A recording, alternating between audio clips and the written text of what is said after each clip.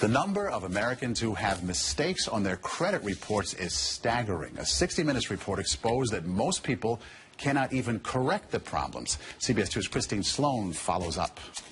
Meg Pasternak says a mistake on her credit report nearly destroyed her credit. We had to present so much documentation to say this wasn't ours, and then we still had to pay something to get it rid of it. Pasternak says it took months to resolve the problem. You feel kind of helpless because they got you under the gun if you need to get a new car or a house or for anything. Pasternak is not alone in her frustration. A new government study finds up to 40 million Americans have mistakes on their credit reports. But an investigation by Steve Croft on 60 Minutes finds most people get nowhere trying to correct an error. Ohio's Attorney General tells Croft that is a clear violation of a federal law. The federal law says that if you believe that there is a mistake, you can go to them and they have an obligation to do a reasonable investigation.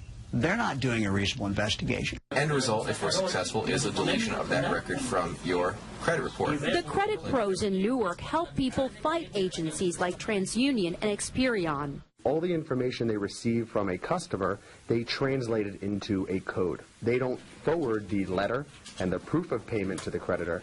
They just forward the 3-digit code. So the best way to protect yourself?